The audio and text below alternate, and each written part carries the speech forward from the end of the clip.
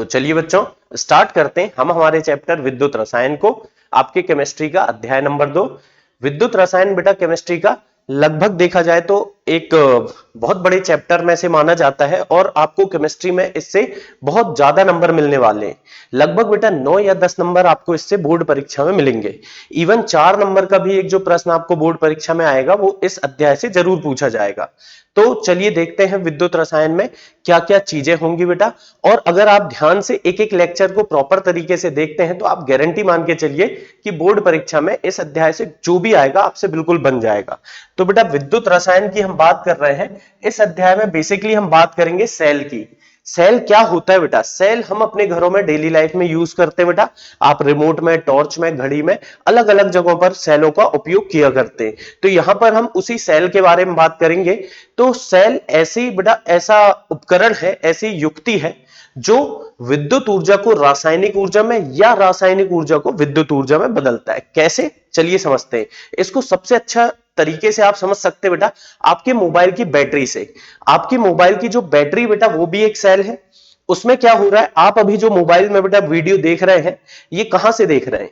यहां कहीं ना कहीं से विद्युत मिल रही है हमारे मोबाइल को। उसी से तो बेटा आप दिन भर मोबाइल चला रहे हैं, है ना।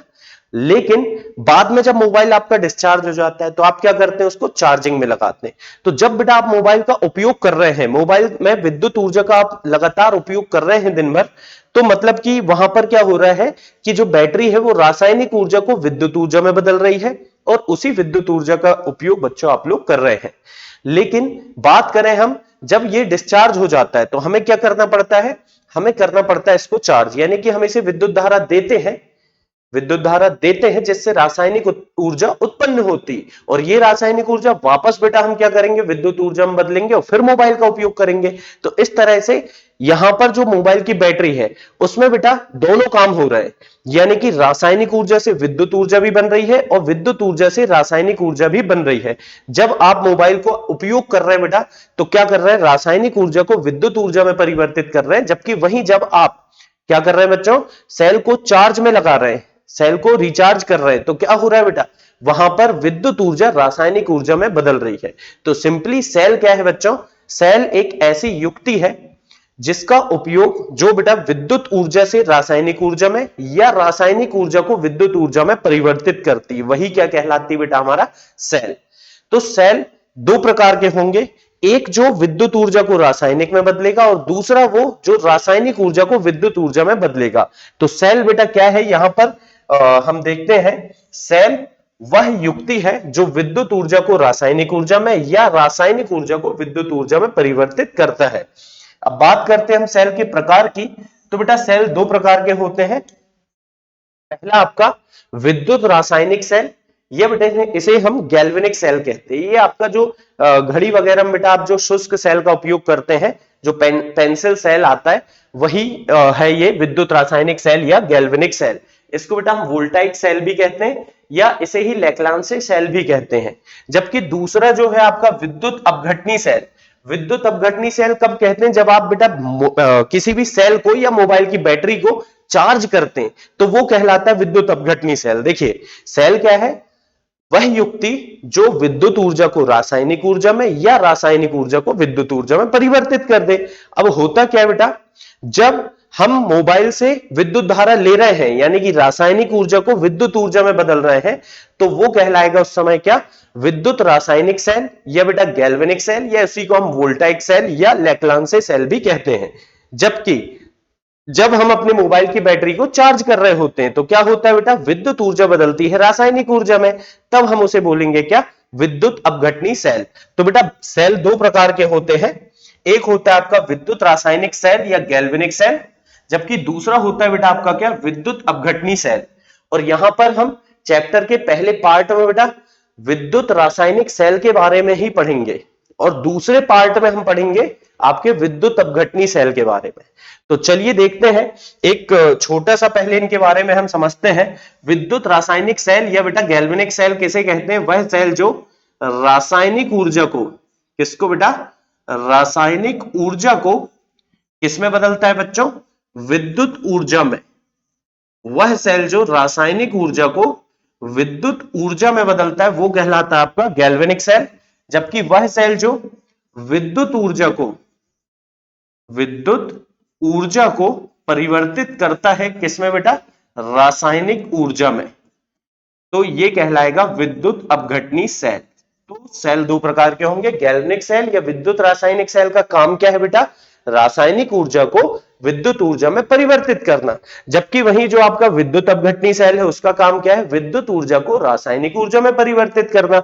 तो कुल मिला के सेल दो प्रकार के होंगे। तो चलिए बेटा पहले प्रकार के सेल की बात करते हैं हम यहां पर, जिसका नाम क्या होगा, गैल्वेनिक सेल। तो बेटा गैल्वेनिक सेल क्या है, इस बात को यहां पर हम समझेंगे। तो गैल्वेनिक सेल से आपको बोर्ड परीक्षा में बिल्कुल बेटा 4 नंबर का प्रश्न पूछा जा सकता है।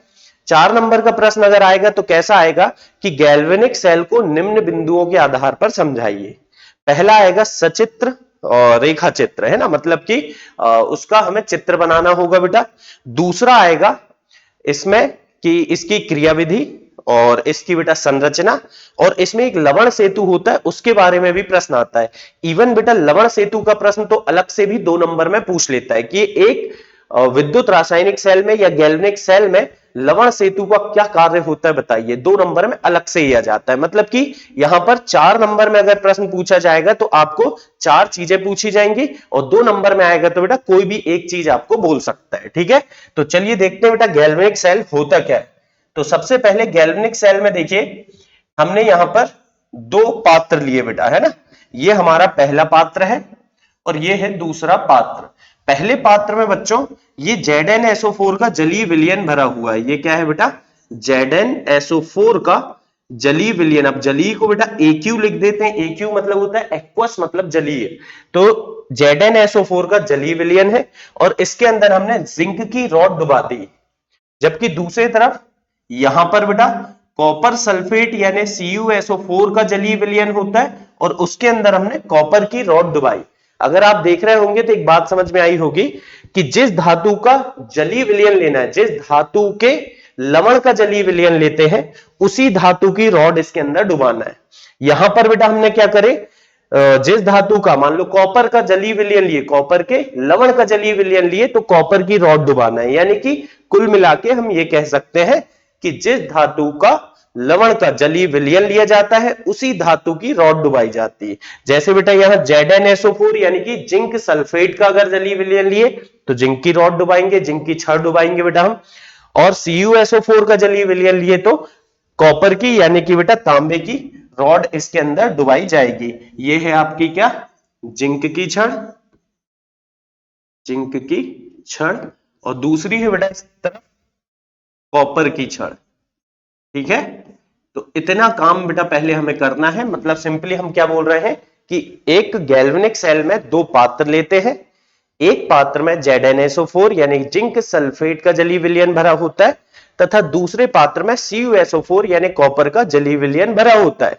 और ZnSO4 के जलीय विलयन में जिंक की छड़ तथा कॉपर सल्फेट यानी कि CuSO4 के जलीय विलयन में कॉपर की छड़ डुबा दी जाती है। इतना काम करे बेटा।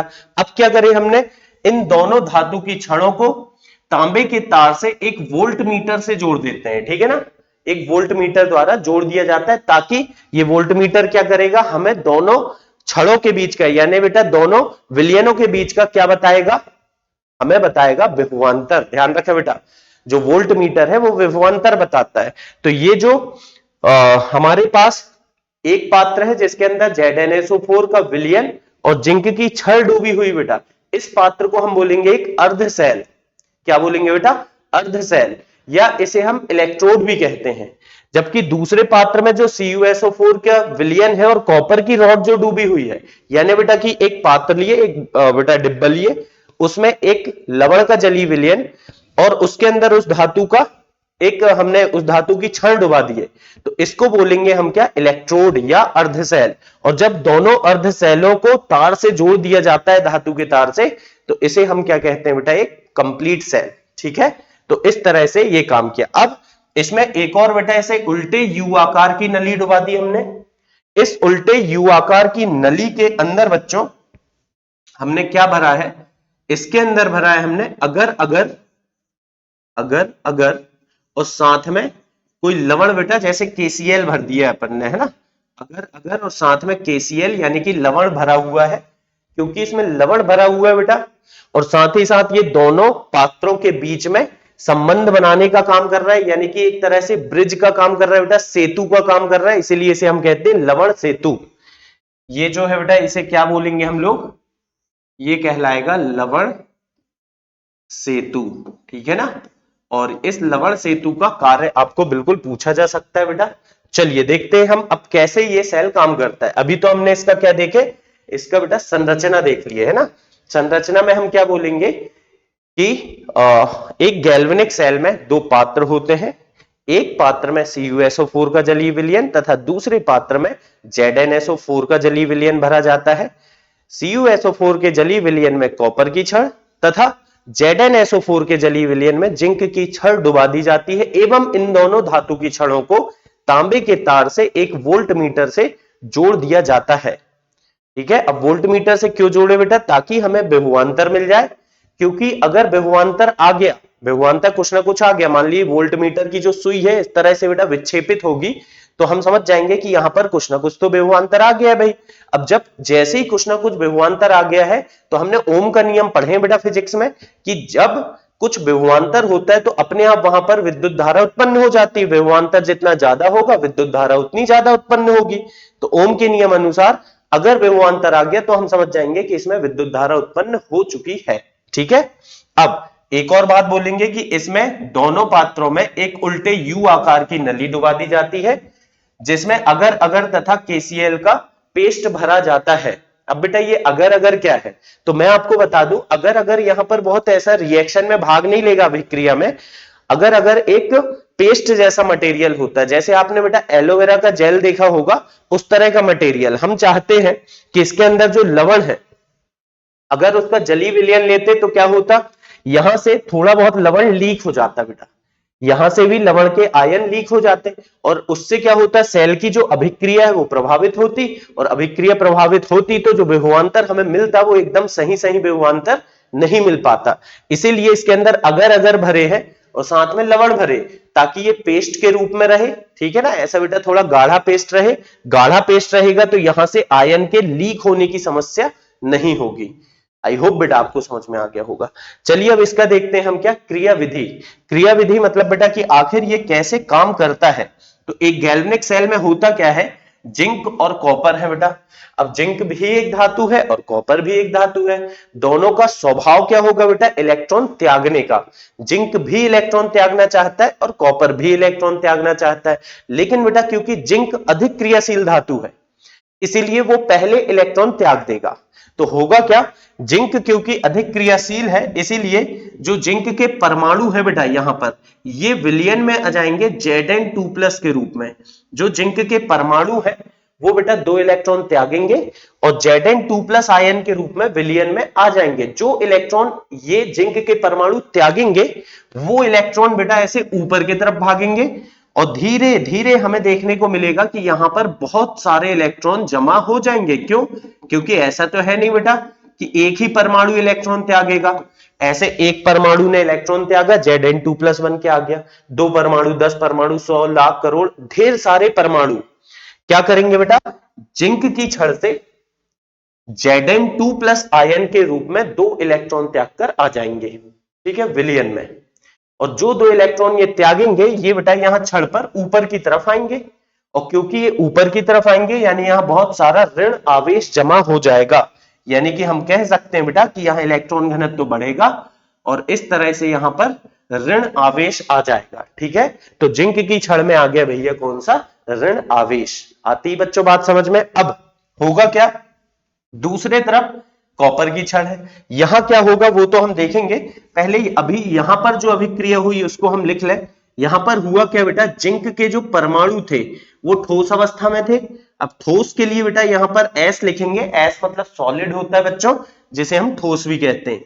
ये क्या करेंगे, 2 इलेक्ट्रॉन त्यागेंगे और Zn2+ के रूप में काय में आ जाएंगे बेटा, विलयन में। एक्वस लिख दिए मतलब जलीय विलयन में आए, AQ मतलब है जलीय विलयन। ठीक है, तो इस तरह से होगा।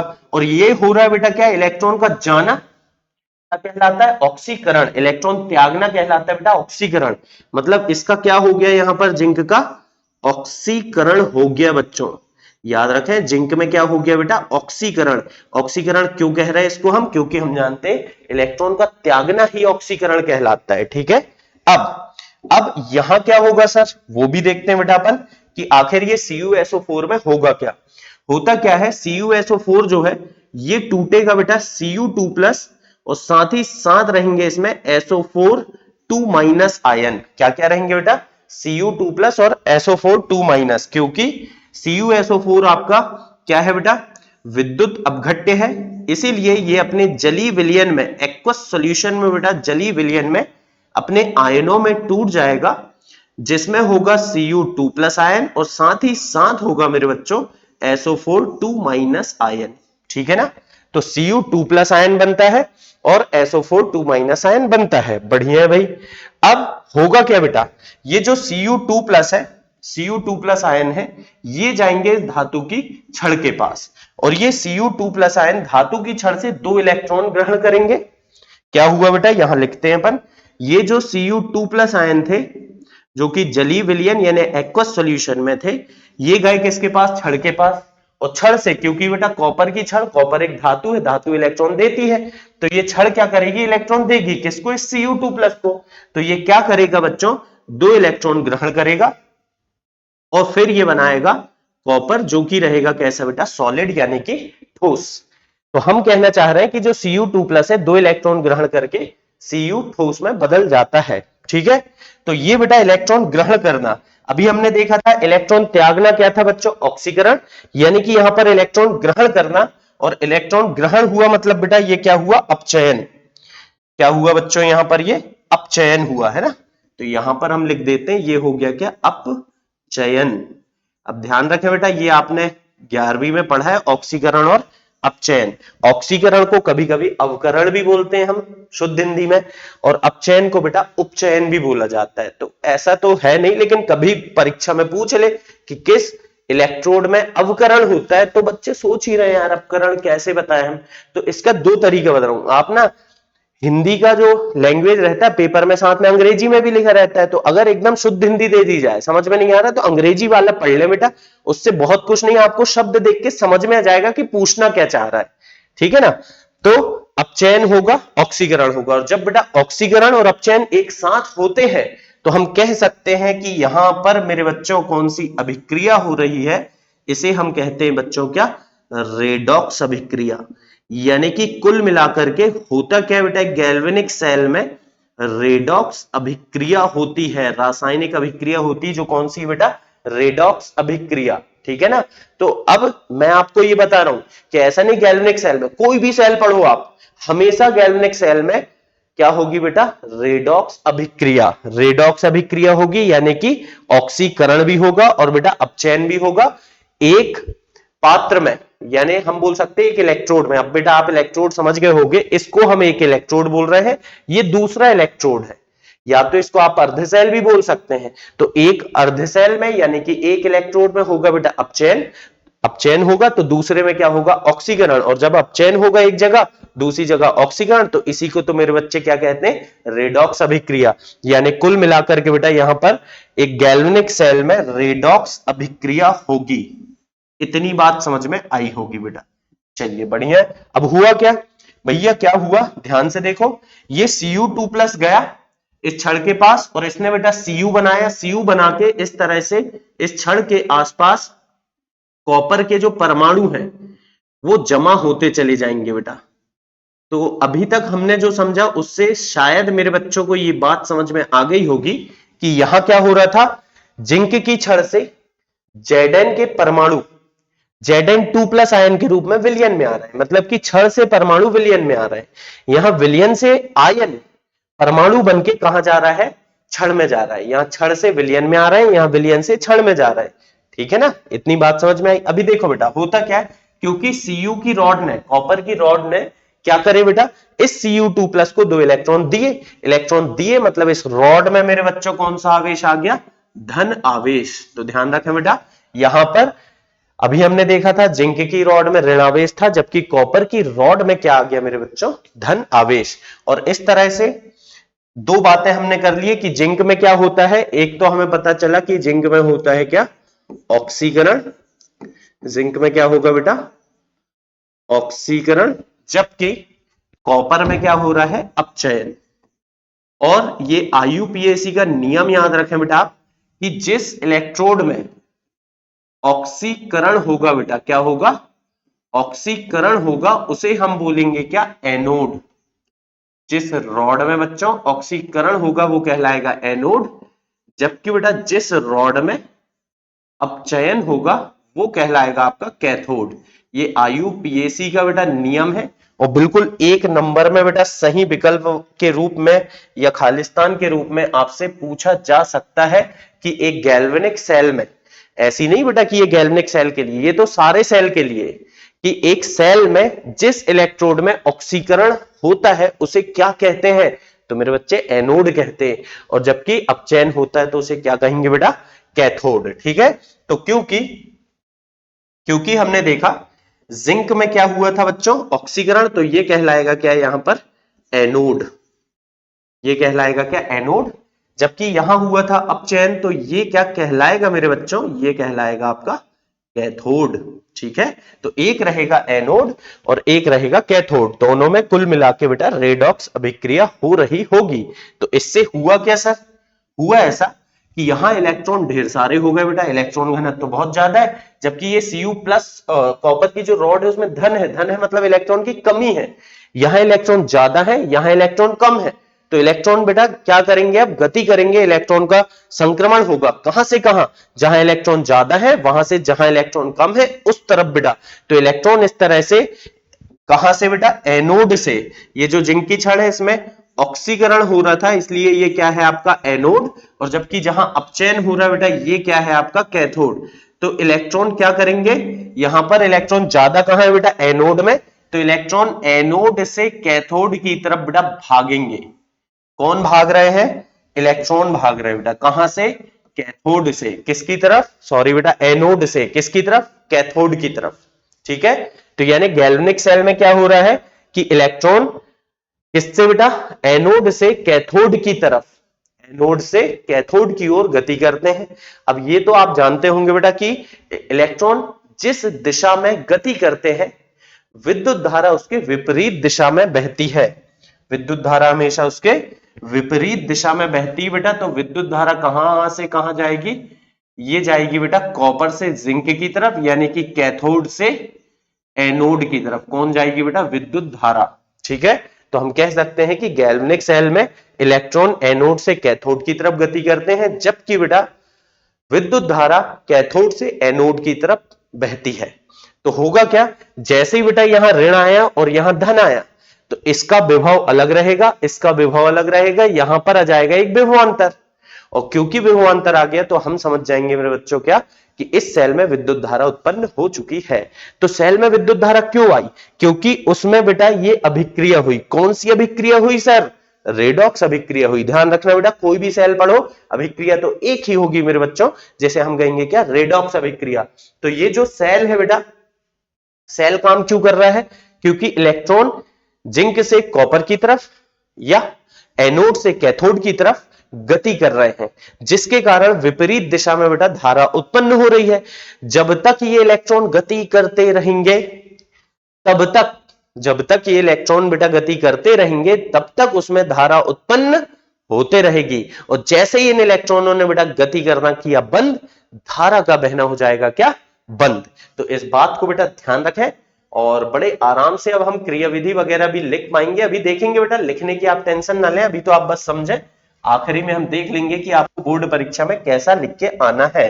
तो सर अब बढ़िया था, इलेक्ट्रॉन यहां से यहां जा रहे थे तो धारा विपरीत दिशा में आ रही थी, तो सेल तो बढ़िया काम कर रहा था। तो आखिर अपन ने ये जो चीज लगाए, ये जो लवण सेतु लगाए बेटा, आखिर क्यों लगाए हैं, ये जो लवण सेतु है जिसको हमने क्या बोला है, लवण सेतु, आखिर इस लवण सेतु का काम क्या है भाई साहब, तो हम बताएंगे बेटा, बिल्कुल बताएंगे।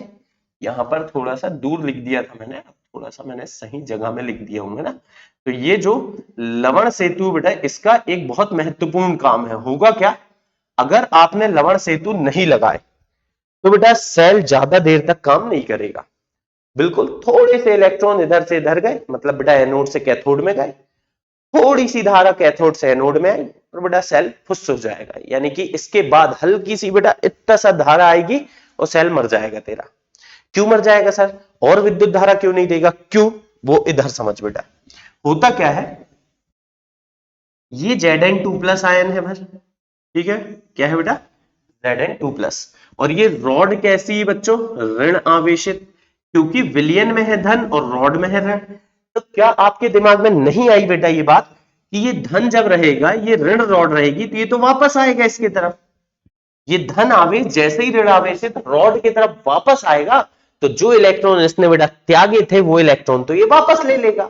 और जैसे ही वो इलेक्ट्रॉन ये वापस ले लेगा तो मेरे बच्चे कहेंगे कि इलेक्ट्रॉन यहां से यहां जाना बंद कर देंगे बेटा। और जैसे ही ये इलेक्ट्रॉन जाना बंद कर देंगे, विद्युत धारा बहना बंद हो जाएगी, यानी कि धारा का प्रवाह रुक जाएगा, सेल मर जाएगा, सेल का कार्य करना बंद हो जाएगा। अब इसी बात को बेटा हम ऐसे भी बोल सकते हैं कि यहां पर SO4 2- था, देखिए ये था SO4, Cu2+ तो बढ़िया जाके बेटा कॉपर बन बन के रॉड में जमा होते जा रहा है, रॉड बड़ी होते जा रही।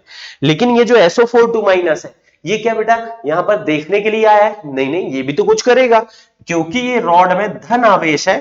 तो ये बेटा जो आपका SO4 2- है, ये ऋण आवेश है और धन आवेश रॉड की तरफ जाएगा। ये SO4 2- कहां जाएगा, धन आवेशित रॉड की तरफ। और जैसे ही बेटा ये रॉड की तरफ जाएगा तो रॉड में ये 2 इलेक्ट्रॉन दे देगा। भाई 2 इलेक्ट्रॉन 2- है ना, मतलब एक्स्ट्रा 2 इलेक्ट्रॉन है इसके पास, तो ये 2 इलेक्ट्रॉन दे देगा रॉड को। और जैसे ही बेटा ये रॉड को 2 इलेक्ट्रॉन दे देगा तो रॉड में मतलब कि जो धन आवेश था वो खत्म हो जाएगा।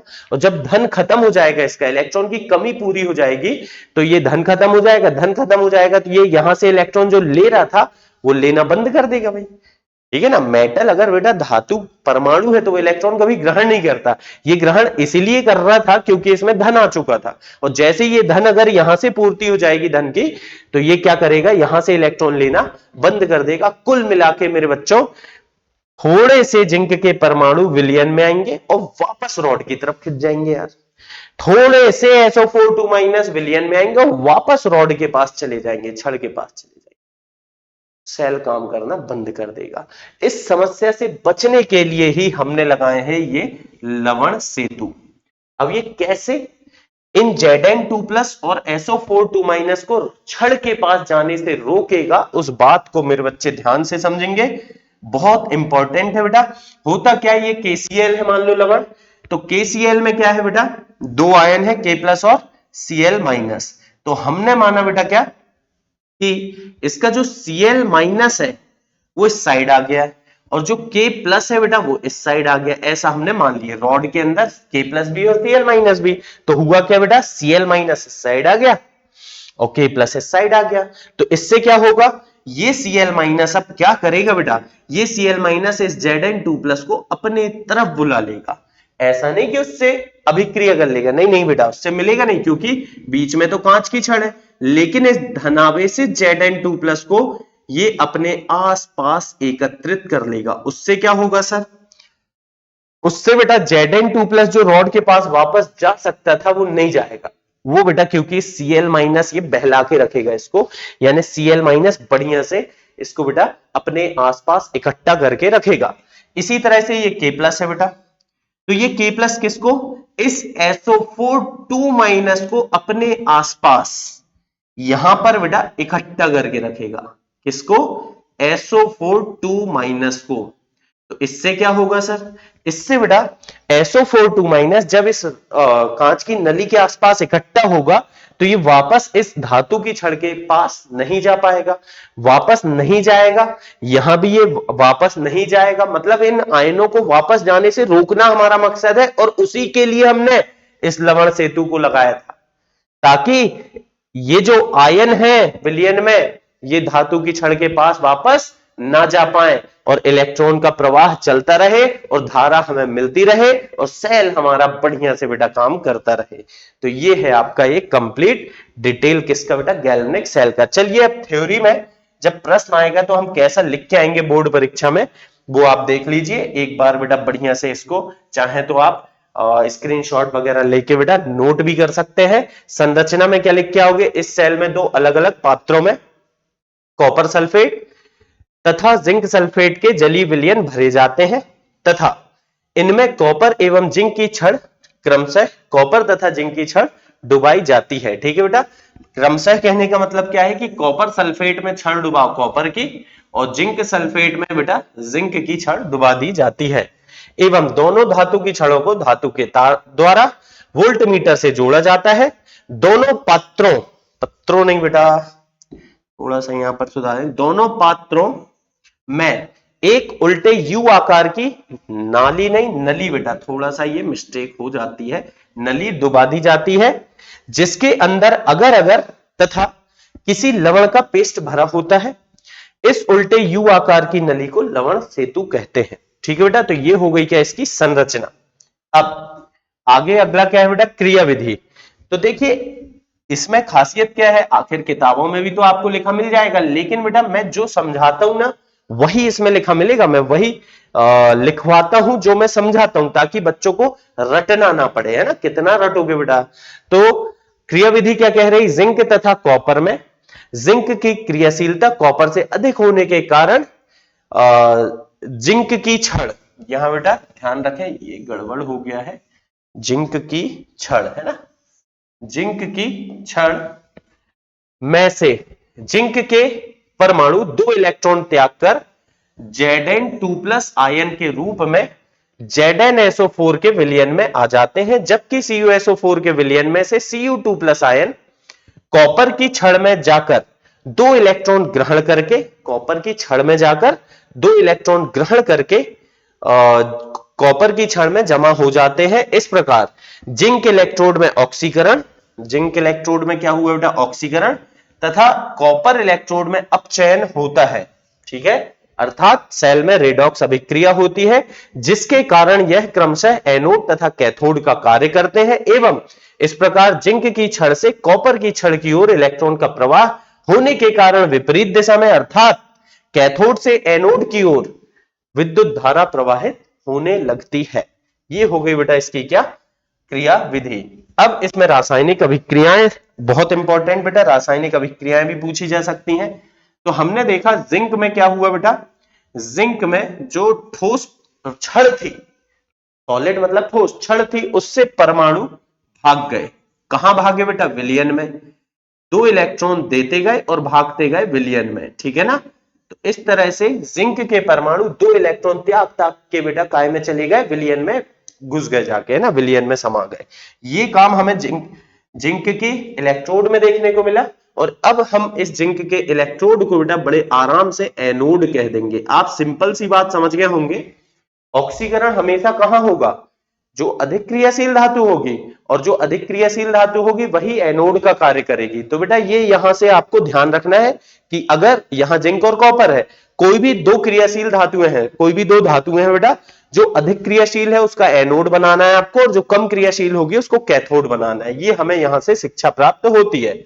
जबकि कैथोड में क्या हुआ ये भी हम देख सकते हैं। तो कैथोड में तो बेटा जो CuSO4 का विलयन था, CuSO4 का जलीय विलयन था, वो टूटा भाई साहब किसमें, Cu2+ और साथ ही साथ SO4 2- में।